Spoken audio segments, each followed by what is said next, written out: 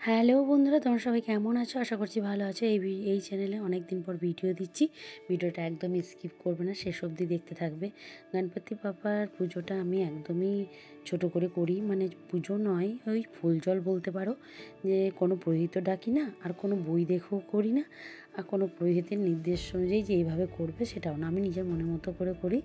আর এই যে দেখো, একটা গামলাতে বসিয়ে নিয়েছি গণপতি বাপ্পাকে, আর একটু পঞ্চামৃত দিয়ে অভিষেক করে নিয়েছি। এরপর হলুদ দিয়ে অভিষেক করাবো, তারপর আবার জল দিয়ে অভিষেক করাবো।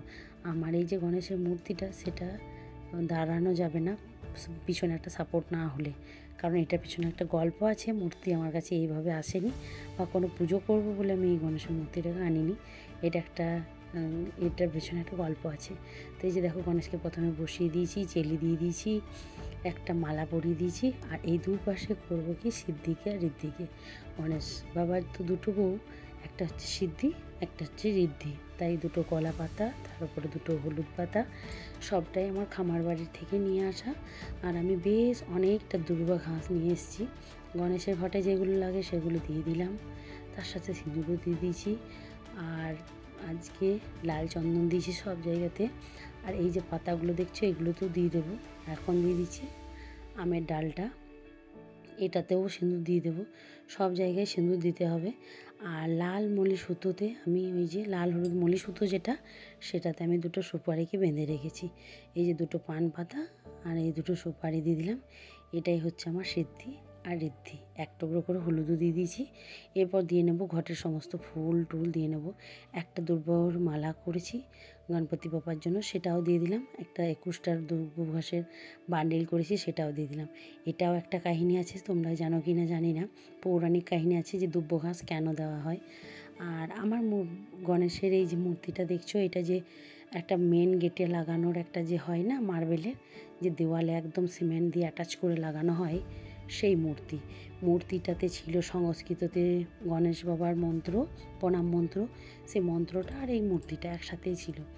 তো হয়েছে কি, সেটা লাগানোর পর সবাই বারণ করে। তো সবাই দেখো, দ্বিমত সব বিষয়েই থাকে, কিন্তু এটাতে আমার সবাই বেশিরভাগই লোকজন বলেছিল যে এটা না লাগানোই ভালো, গণেশের মূর্তি বাইরে না লাগানোই ভালো। তো সেই জন্যই করেছিলাম কি, মিস্ত্রিদেরকে দিয়ে 5-7 মিনিট পরেই আর কি খোলা করেছিলাম। তো খুলতে গিয়ে পুরো মূর্তিটা যে ছিল সংস্কৃততে মন্ত্রটা লেখা, সমস্তটা ভেঙে চুরমার হয়ে গেছে।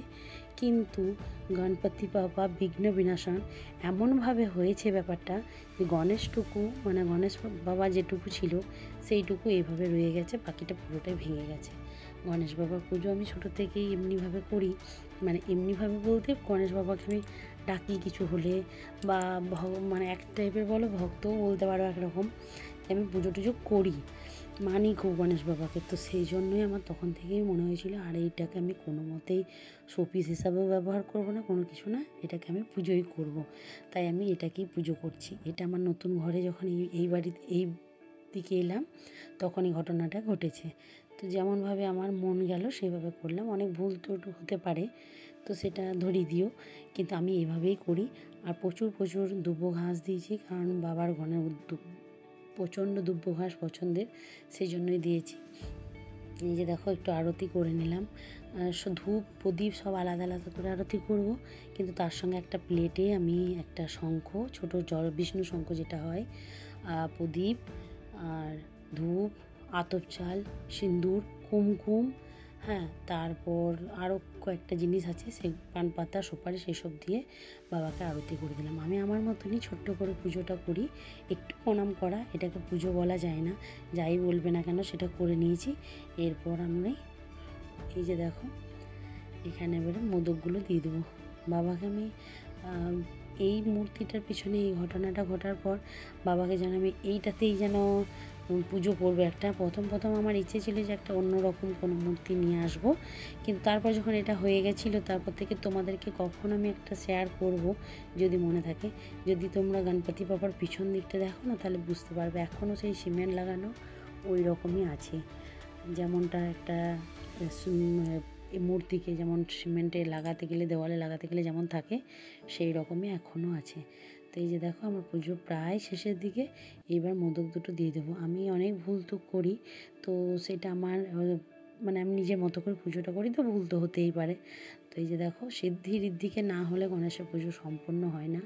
আর স্বস্তিক চিহ্নকে বলা হয় গণেশের একটা সাকার রূপ, তো সেই জন্যই যে স্বস্তিক চিহ্ন দুপাশে দুটো থাকে, দুটো করে 4টে লাইন থাকে, একটা সিদ্ধি ঋদ্ধি আর গণেশের 2 ছেলে বা এরকম কিছু একটা ধরা হয়।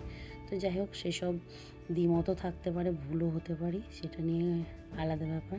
তো আমার ছোট্ট করে এইভাবে পুজোটা হলো। তোমরা কে কীভাবে কাটিয়েছো আজকে দিনটা সেটা জানিও। আমার গণপতি বাবাকে কেমন লাগলো, আমার পুজোটা কেমন লাগলো সেটা অবশ্যই কমেন্ট করে জানিও। আর তোমরা অনেক ভালো থেকো, আমাকে আমার চ্যানেলকে বেশি ভালোবাসা পাশে থেকো।